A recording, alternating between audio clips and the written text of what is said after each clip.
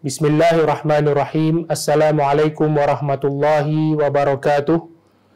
Alhamdulillahi rabbil alamin. Wassalatu wassalamu ala ashrafil anbiya'i wal mursalin wa ala alihi wa sahbihi ajma'in. Subhanaka la ilma lana illa ma 'allamtana innaka antal alimul hakim.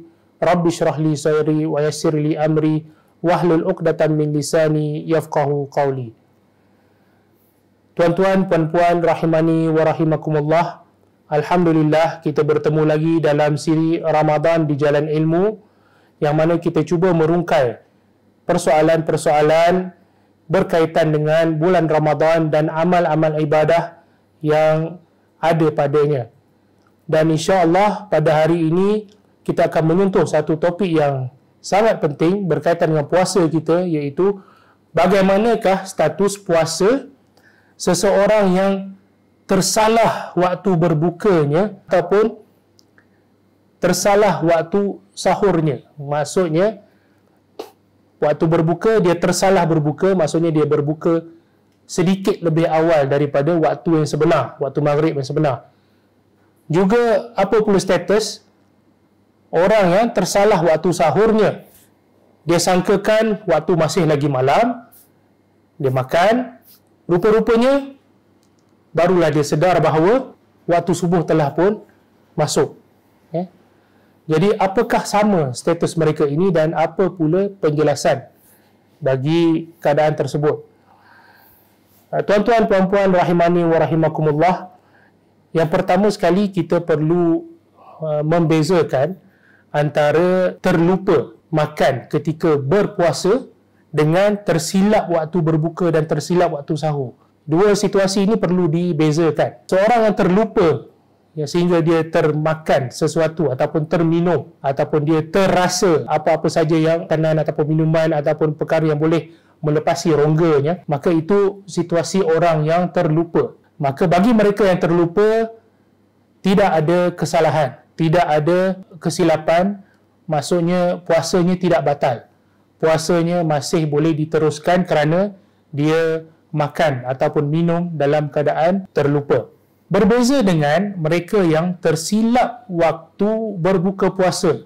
Kita fokuskan dahulu pada waktu berbuka puasa. Waktu maghrib, baik. Hukum asalnya dia dalam keadaan berpuasa di waktu siang. Berpuasa di waktu siang. Dalam keadaan yakin, saya sedang berpuasa di waktu siang. Jadi, untuk kita berbuka puasa, kita mestilah ada satu keadaan juga yang mana meyakinkan kita bahawa memang waktu maghrib telah pun masuk. Memang waktu maghrib telah pun masuk, azan telah pun dikumandangkan di masjid, maka kita bolehlah berbuka.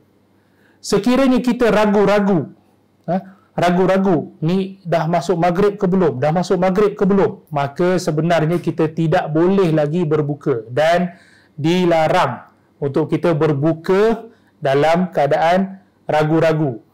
Baik, sekiranya dia berbuka dalam keadaan ragu-ragu, apakah pendetailannya? Begini, sekiranya dia ragu-ragu waktu maghrib dah masuk ataupun belum, kemudian dia berbuka puasa, dia berbuka puasa dalam keadaan tak sure, maghrib dah masuk belum, macam dah masuk, macam dah masuk. Bila dia cek, rupa-rupanya belum masuk.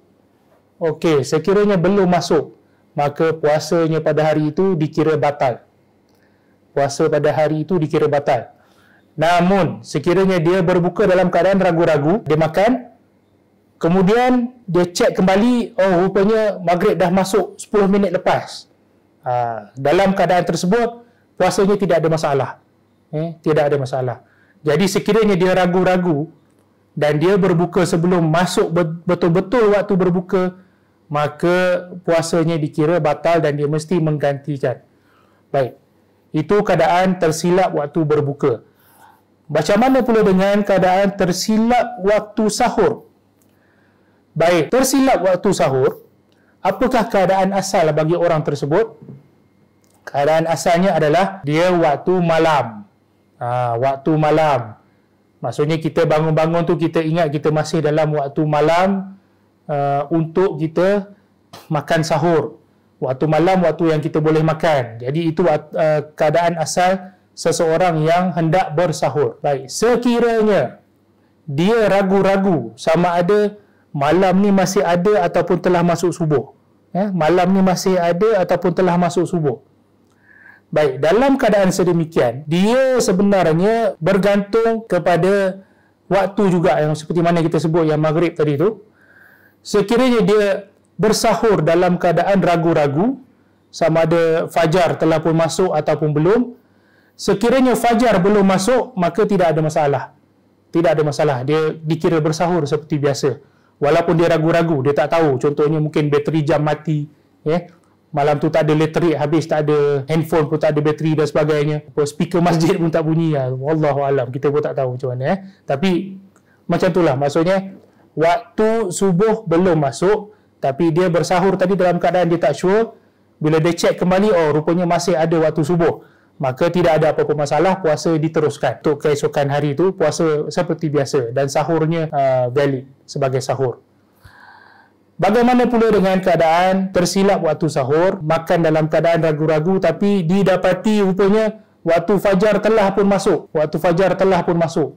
Maka dalam keadaan ini, sebenarnya puasanya adalah batal. Puasanya adalah batal, ditambah, ada tambahan lagi. Dia masih perlu meneruskan imsak, maksudnya menahan diri dia daripada makan dan minum untuk sepanjang hari puasa tersebut. Walaupun puasanya dah dikira batal sebab dia makan lepas dah masuk waktu. Lepas dah masuk waktu subuh tu, dia masih makan dengan anggapan ia adalah waktu sahur, tapi rupanya dah masuk waktu fajar. Maka puasanya di sisi mazhab Syafi'i dikira batal dan dia masih perlu meneruskan imsak sehingga maghrib seperti orang puasa biasa. Sebab apa? Sebab asalnya tuntutan puasa masih ada ke atas dia. Cumanya dia telah membatalkannya disebabkan ragu-ragu. Disebabkan dia ragu-ragu. Jadi dia telah pun membatalkannya pada waktu subuh tersebut. Jadi dia tetap kena menahan diri daripada makan dan minum serta perkara-perkara yang membatalkan puasa sampailah waktu maghrib. Imsak, dia kena imsak, menahan diri dia daripada makan dan minum dan perkara-perkara yang membatalkan puasa. Jadi sedikit sebanyak begitulah yang boleh kita kongsikan tentang bagaimana mereka yang tersilap waktu berbuka dan tersilap waktu sahur. Semoga memberi manfaat kepada semua. Wabillahi taufiq wal hidayah. Wassalamualaikum warahmatullahi wabarakatuh. Wallahu a'lam.